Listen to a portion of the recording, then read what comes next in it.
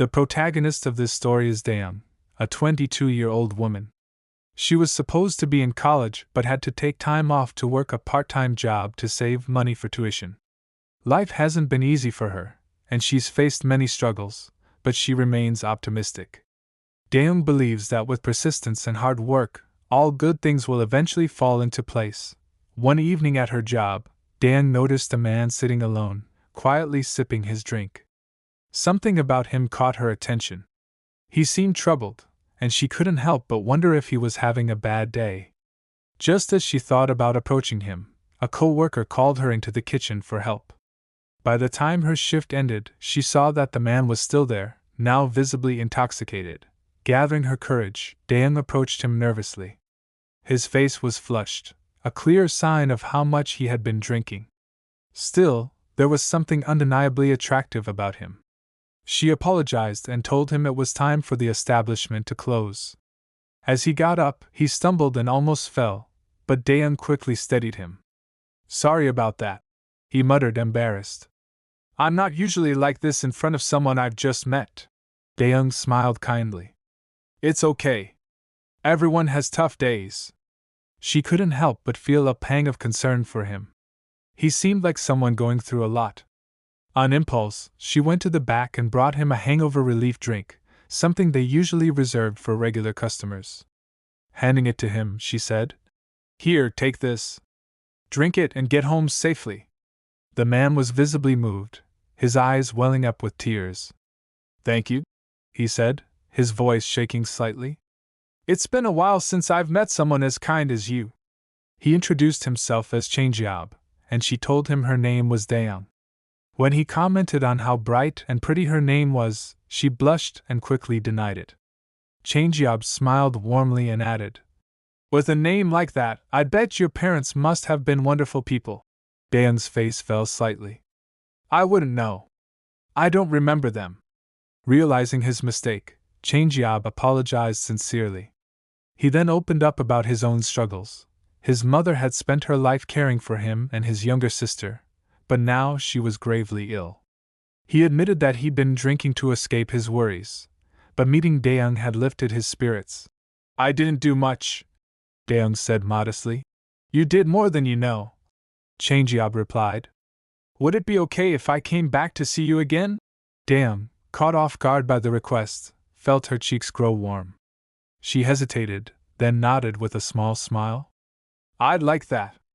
From that night on, Changeab visited Daeung at her workplace regularly. Over time, they grew closer, sharing late-night conversations and stolen moments.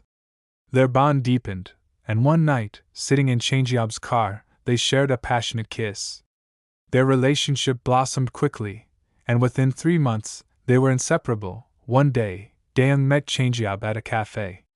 She was wearing a skirt and white blouse, looking radiant. She apologized for being late, explaining that she had stopped to help an elderly woman carrying something heavy. Changeab took her hand, noticing a ring on her finger. "There's no need to apologize," he said warmly. "Your kindness is one of the reasons I fell for you." His phone rang suddenly, interrupting the moment. Changeab stepped outside to take the call, his expression turning serious. When he returned, he looked at Daeung with an intensity, but it did not come from love. "The results came in today," he said cryptically. Daeung, being clueless, put on more lipstick in the reflection of her mirror. Changeab's lips curled into a faint smile, but his eyes held a chilling, emotionless gleam. He revealed that his mother's chances of getting a liver transplant had improved, though he didn't elaborate further. When Daeung told her closest friend about her decision to marry Changeab after only 3 months of dating, her friend was skeptical. "Are you sure you're not rushing this? You barely know him." Daeung, however, was steadfast. "When it comes to love, time doesn't matter." Changeab had asked Daeung to quit her part-time job, insisting that he would support her from now on. When she mentioned that she hadn't had a health checkup in a while, Changeab immediately took her to the hospital. Daeung's friend couldn't help but feel uneasy about the whirlwind romance, especially after learning that Changeab was 10 years older than Daeung. Despite the doubts, Daeung was excited about her new family. "His mother is so kind, And his sister seems like a great person too. I can't wait to start a family of my own. Reluctantly, her friend agreed to support her decision. If this makes you happy, I'll be there for you. After all, they grew up in the same orphanage. You're like a sister to me, even if we don't share blood. Late at night in a hotel, Changeab held Daeun close, kissing her forehead gently. Thank you for marrying me, he whispered. Daeun hugged him tightly. I should be thanking you. You chose me, even though I have nothing to offer. Changeab smiled. You have the kindest heart. That's more than enough. They planned to move in with Changeab's mother soon after, as she required constant care. At the wedding, Daeun looked stunning in her gown, clutching a bouquet of flowers.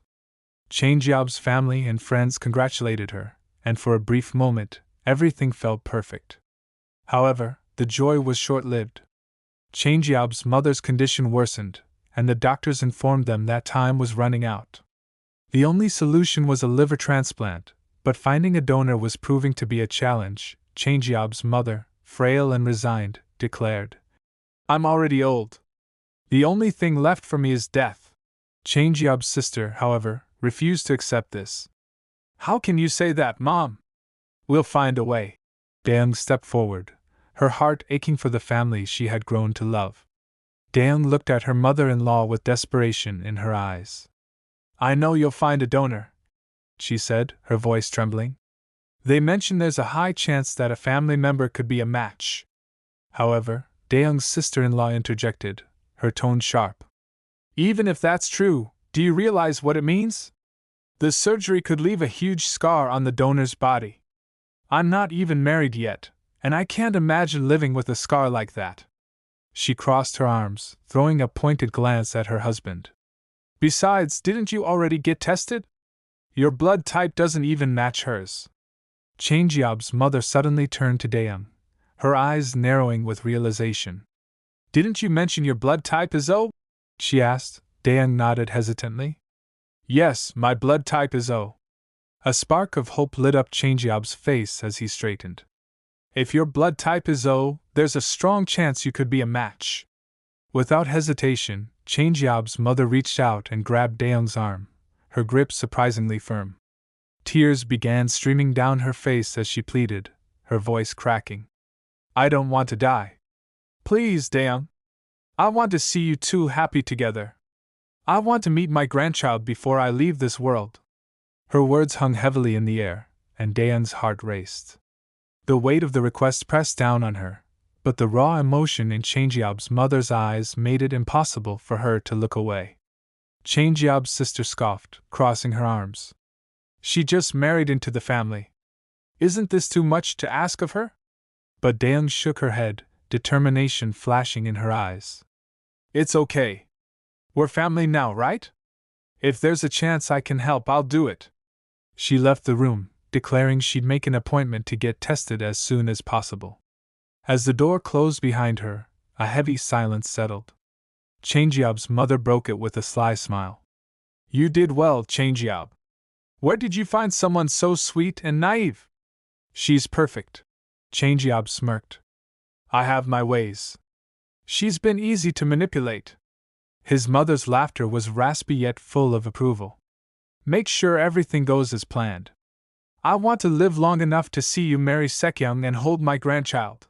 Sekyung was ecstatic about expecting Changeab's child, and his mother could hardly contain her excitement. I can't wait to see my grandchild, she exclaimed, practically glowing with happiness. Sekyung has been so understanding throughout everything. We should be extra kind to her. Her excitement bubbled over as her daughter added. She even bought a stroller for the baby already. Thinking of Sekyung, Changeab decided to give her a call. Outside the hospital, he answered the phone with a warm smile. How are you feeling? He asked gently. I'm feeling good, Sekyung replied. Her tone shifted slightly as curiosity crept into her voice. What's going on with the girl who's helping your mom with the liver transplant? Changeab's smile didn't falter. He waved dismissively at her question, as though brushing it off like a minor inconvenience. Don't worry about that, he said lightly. Then, with a sly grin, he added, Once the surgery is done, I'll divorce her and marry you instead. Behind him, Dayoung's voice cut through the moment. Who are you talking to? She asked, her tone tinged with love. Changeab turned to her, wearing his usual composed expression. Oh, just someone from work. He lied effortlessly. Dayoung nodded, her concerns momentarily assuaged. She informed him that the doctor had scheduled her tests for tomorrow and, if the results were favorable, the surgery date would be set immediately. Changeab suddenly hugged her tightly, his voice full of gratitude as he said, Thank you for everything. It's nothing, really, Dayoung replied with a shy smile. I'm grateful to you. You've given me a new life. Hearing her words, his dark eyes glinted under the hospital's harsh lights, filled with a mysterious intensity. Dayoung, however, remained blissfully unaware of the truth, that her sacrifice, made out of love and loyalty, was simply a piece in his cruel plan. Later, in their apartment, Dayoung discovered that she was indeed a match for the transplant.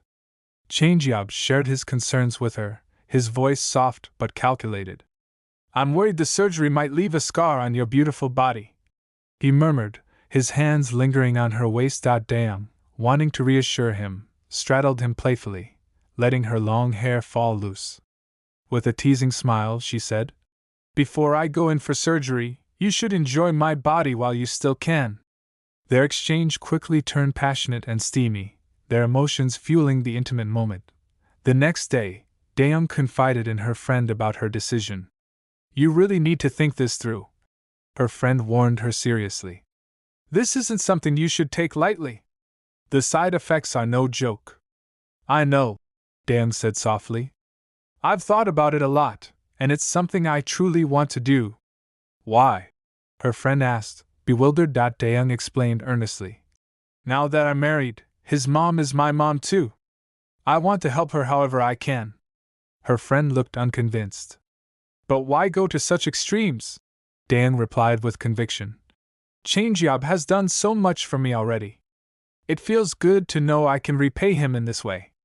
Spotting her mother-in-law approaching, Dayoung quickly ended the call, promising to talk later. Changeab's mother greeted her warmly, commending her for booking the earliest possible appointment for the surgery. You're so kind, she said with a smile plastered across her face. Later, Dayoung's sister-in-law chirped excitedly. Once Mom gets better, we should celebrate with a big feast. Changeab soon appeared, rushing into the room, only to find it empty. Where is she? He asked, his voice tinged with concern. But when he saw Dayoung, his expression softened.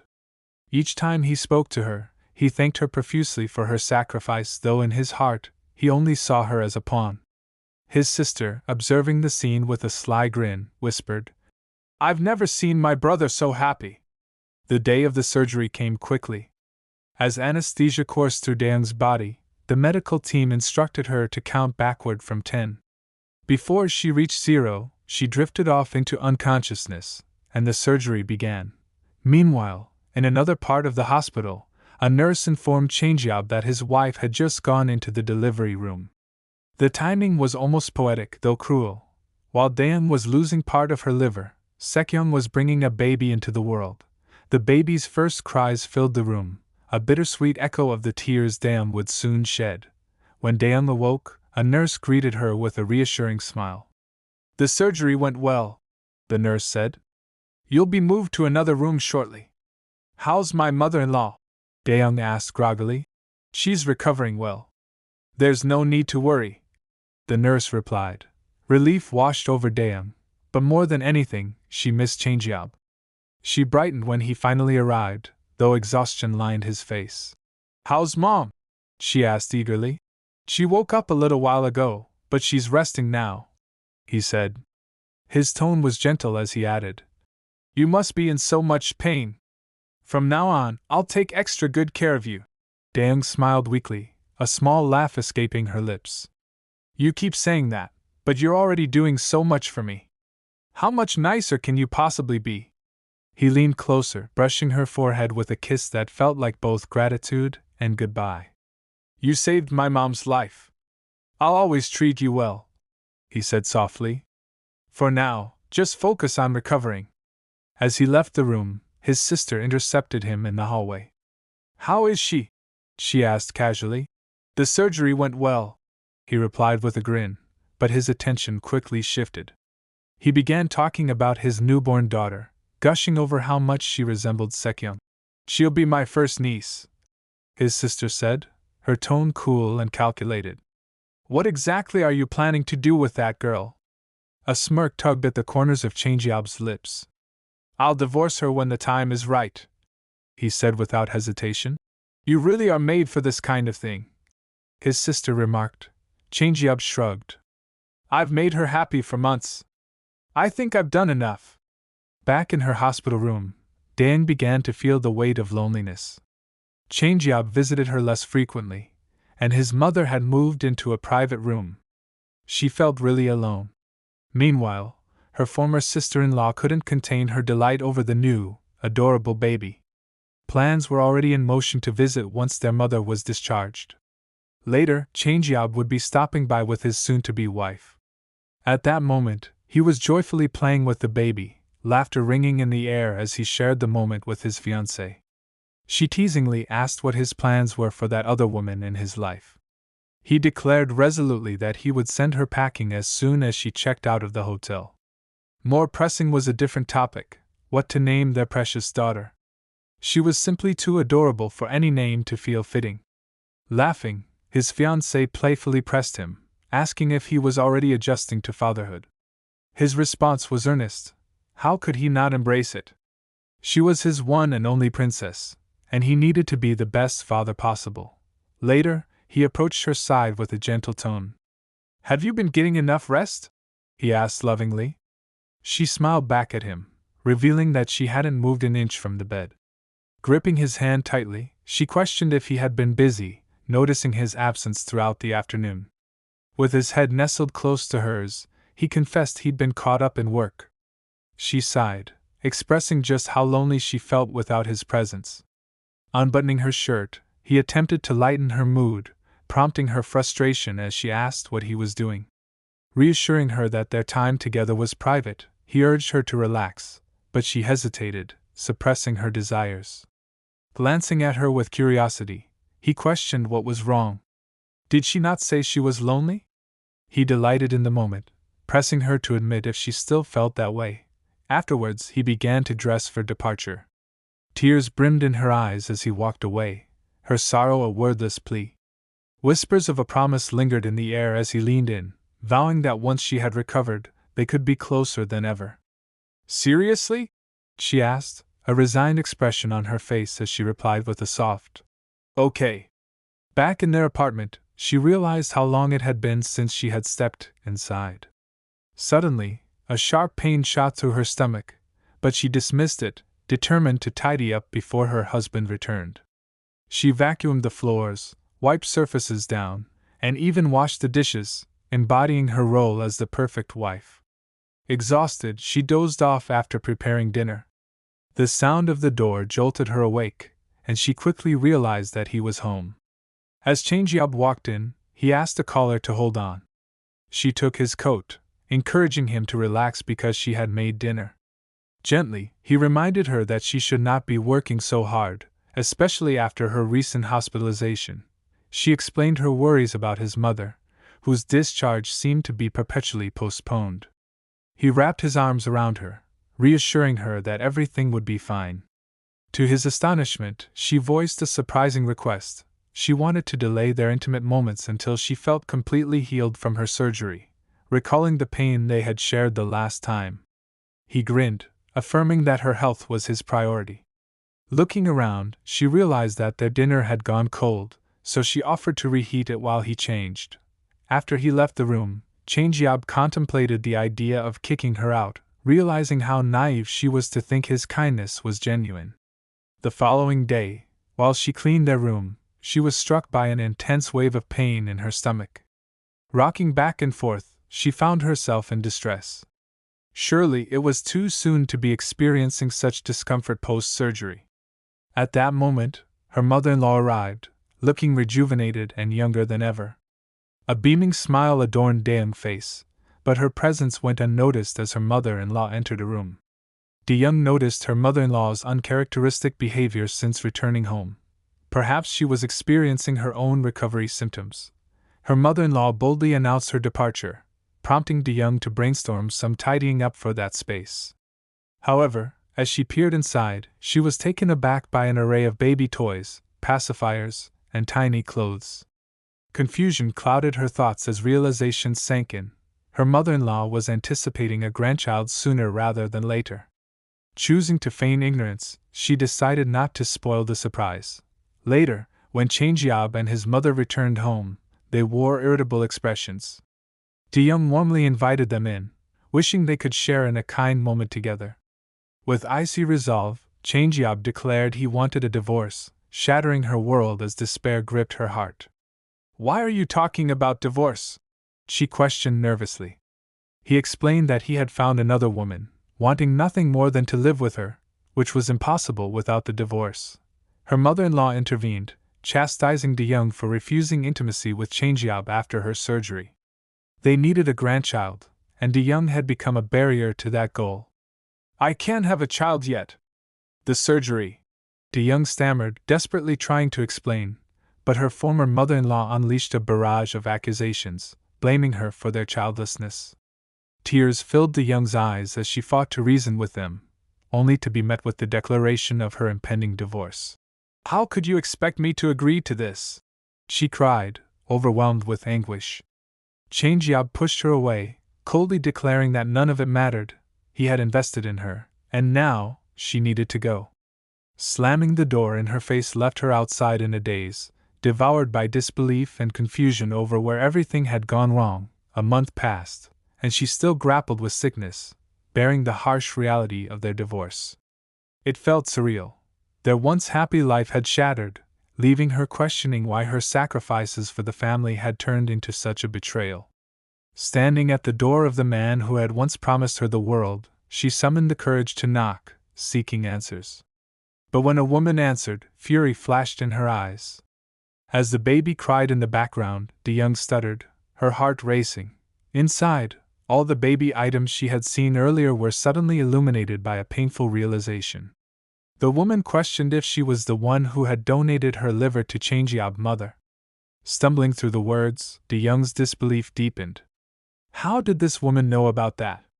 The woman painted a chilling picture of DeYoung's role, merely a tool for her mother-in-law's manipulation, while Changjiab had moved on, blissfully building a life with someone else. It was all too clear. They were already living happily with their baby. DeYoung was nothing but an unfortunate footnote in a grander story. The revelation struck her like a thunderbolt. Everything her former mother-in-law had purchased was a preparation for her new family, and with tears flowing freely, DeYoung cried out in despair, struggling to process the betrayal. She stumbled into the street, overwhelmed, and began to retch. When she finally reached the examination room, the doctor's words cut through her like a blade. She was 8 weeks pregnant. A wistful memory crept in. It must have happened while she was still in the hospital. The doctor gently urged her to reconsider keeping the baby. Given everything she had endured, how did she plan to care for a child? What purpose would raising a child fathered by a worthless man serve? Her words echoed truth, but she wrestled with the thought of abandonment. What if this child became her only link to family? With fierce determination, she resolved to keep the baby, vowing to be the best mother she could be. When she confided in her friend, the reality of her situation dawned. "You don't have any money right now," her friend lamented. But DeYoung smiled, assured her that she could access alimony payments, albeit a meager amount of 3 million won. How could that even be considered enough? "Don't worry," DeYoung said firmly. "I'll find a job too." "But you're pregnant. How can you work?" her friend questioned, concern etched across her face. Despite her friend's worries, DeYoung clung to positivity, confident she would find something. Yet, as days turned into weeks, every job she applied for rejected her. Manual labor was off limits due to her health, and places turned her down the moment they learned about her need for maternity leave. Desperation clawed at her, but then she spotted a hiring sign in a flower shop. Pushing the door open, she approached a friendly woman inside. "I saw your hiring poster," DeYoung said hesitantly. The woman welcomed her warmly, eager for help. As nerves flared, DeYoung hesitated, but the woman encouraged her to share her story. Explaining her precarious situation, DeYoung found empathy in the woman's eyes. "Despite everything, I want to hire you," the woman said kind-heartedly. Determined to show DeYoung that not everyone was cruel, she offered an 8-hour workday with a lunch break. DeYoung's pay would come at the end of each month, and she could take time off after having her baby, her job secure. Couple months later, her belly was round with life, and one bright day, the woman suggested a delivery. As DeYoung rubbed her belly, a surge of energy flowed through her. Suddenly, she spotted Changyob across the street, holding his new wife's hand. Pain gripped her chest as tears filled her eyes. Those who had betrayed her were embracing happiness, leaving her to watch in silence. Finally, the day arrived when she held her baby boy in the hospital. His cries resonated with her heart, and she introduced herself proudly as his mother. She struggled to find comforting words regarding his father, haunted by bad memories. Each attempt only trembled on her lips, and she realized she could never tell her child about him. She promised to destroy that family. A man approaches the shop, talking on his phone. A woman on the other end urges him to hurry, expressing her eagerness to see him. When he steps inside the shop, he is greeted by DeYoung, who beams with happiness and asks how she can assist him. The man states that he would like a bouquet, just like usual. DeYoung playfully asks if it's for his girlfriend again. He nods, admitting he's kept her waiting due to work commitments. After a moment of contemplation, DeYoung selects the most beautiful flowers she has in the shop. The man can't help but express his admiration for her exquisite taste, certain that these flowers will make his girlfriend forgive him for being late. As he leaves with the bouquet, DeYoung's cheerful demeanor shifts, revealing a dark, hollow look. 5 years have passed since then, and during this time, DeYoung has been raising her son, a delightful little boy with a penchant for dinosaur lollipops. The woman who gave her a chance to work has become a grandmother figure to her child. With a radiant smile, her son excitedly announces that he wants to be a head-butting dinosaur when he grows up, inspired by a book he read. DeYoung lovingly tells him he's amazing and expresses her gratitude toward the grandma for watching over him. However, she has a favor to ask. Could she please look after him for tonight? The kind woman happily agrees, asking if he would like to spend the night with his grandma. Meanwhile, the man DeYoung had spoken to earlier is now with his girlfriend. As he presents the flowers, she is thrilled, marveling at their beauty. He apologizes for his tardiness, explaining that he was preoccupied with an important call from his parents. Suddenly, her eyes light up as she discovers a note among the flowers. A soft smile plays on her lips as she teasingly calls him a romantic. Confused, he asks what she means. The note reads, "I like you?" Surprised, she playfully accuses him of being unexpectedly adorable today. Their conversation continues, and he blushes under her playful gaze while she questions if he is embarrassed. Later at the flower shop, the man, curious about the note, asks DeYoung if she was the one who placed it in the bouquet. DeYoung apologizes, explaining that it might have caused strife between him and his girlfriend. He informs her that his girlfriend had little to say about it. With a calm, calculative expression, DeYoung declares that it's a relief. However, his heart races as he realizes the note was intended for him. He inquires if she would like to have a drink with him, and with a bright smile, she confirms her enthusiasm for the idea. As DeYoung prepares, changing into a striking pink dress, she reflects on the 5 years she has spent gathering information on everyone connected to that family, perfecting her plan for revenge. When she emerges, looking stunning, she asks where they are headed. He tells her discreetly that he'll reveal the destination in the car. With an innocent smile, she replies, "All right." At the upscale hotel bar, she asks him if his name is Sungwon. He confirms it, and wonders how she knows. Taking a sip of her drink, she claims it's a secret, while admitting the evening is unexpectedly delightful. Sungwon expresses disbelief that she knows anything about him, yet she claims to have been observing his kindness towards his girlfriend. She insists that anyone accustomed to receiving such beautiful bouquets must be very happy in their relationship.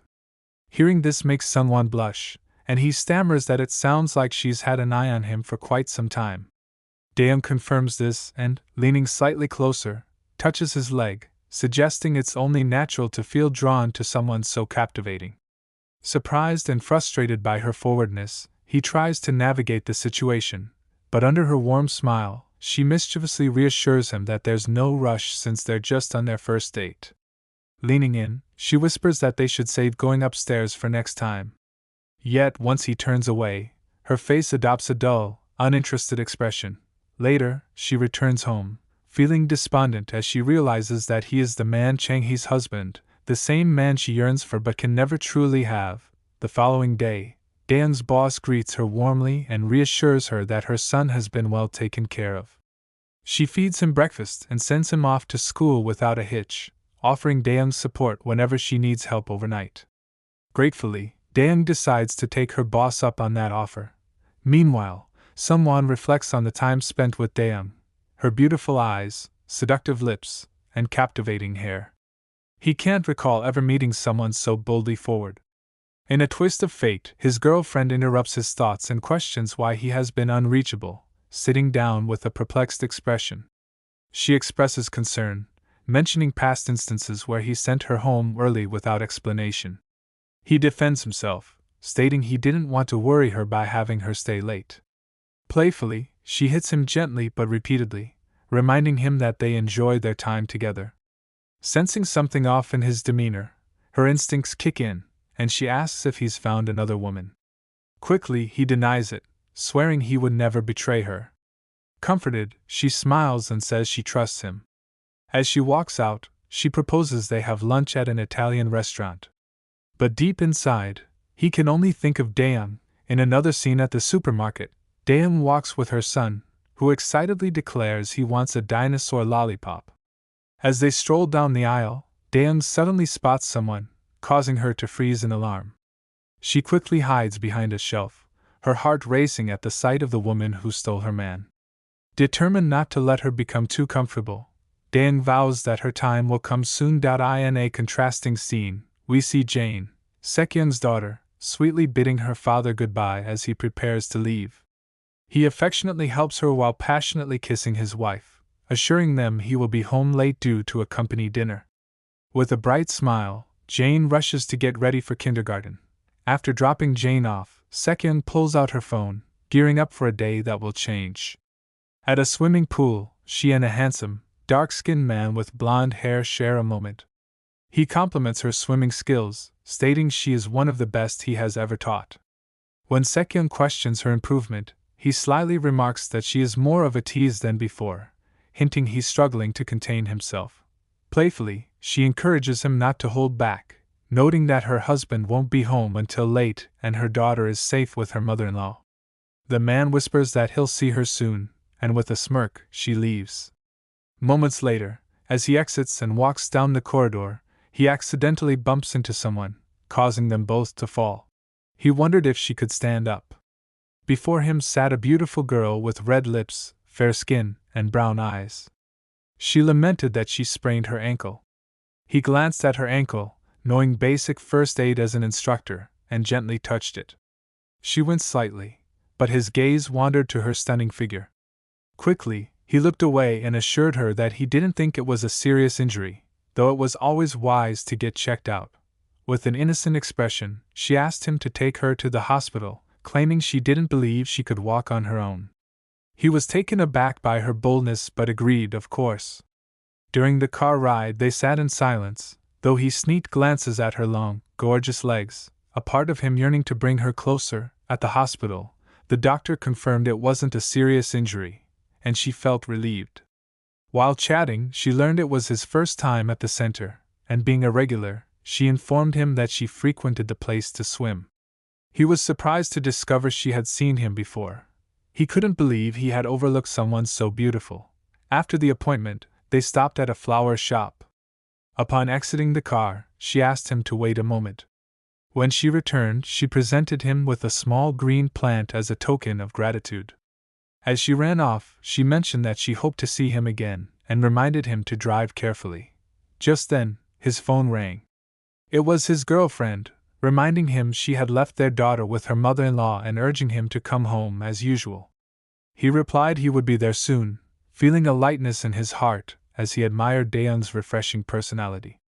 After dropping her off at work, he drove away, glancing back at her standing by the door, watching his car disappear down the street. Later, he met his girlfriend, who eagerly welcomed him home. They quickly fell into passionate lovemaking. Meanwhile, Sekyung returned home, where her husband soon arrived, lifting their beautiful daughter into the air and inquiring if she had fun. Sekyung flirtatiously questioned why she seemed invisible, making her husband kiss her and comment on how even more beautiful she looked. Apologizing for his lateness, he asked if anything had happened. She replied that she spent the day waiting for him, and like a picture-perfect family, they shared that their daughter had created a drawing of Daddy at school. Later at the flower shop, Young-soo approached Daeung nervously, wearing a smile. She questioned what he was doing there so late. Just then, Sungwon arrived and expressed her surprise at Sungwon's presence. He struggled to find the words, but Young-soo, with a calculated look, wondered if Sungwon was her boyfriend. Daeung quickly dismissed that notion and inquired if he was buying flowers at such an hour. Sungwon hesitated but ultimately picked out a bouquet, something he usually wouldn't do right before closing. Daeung, recognizing him as a regular, made an exception. Young-soo couldn't gauge if he had feelings for her but sensed that he might be too inexperienced to express them. With a smirk, he suggested that if he was too shy, perhaps he should show Sungwon how it's done. He invited Daeung for a drink afterward, which seemed to irritate Sungwon, who rolled his eyes at him. Apologizing, Daeung said she was meeting someone else that evening. Surprised and flustered, Daeung handed Sungwon a bouquet worth 50,000 won as Daeung bid them both good night, leaving them awkwardly standing outside the flower shop. Once she returned inside to lock up quickly, she received a call from her boss, who informed her that her son was eager to know when she would be picking him up. Daeung promised to be there soon, glancing at her phone to see a picture of her son in a dinosaur costume.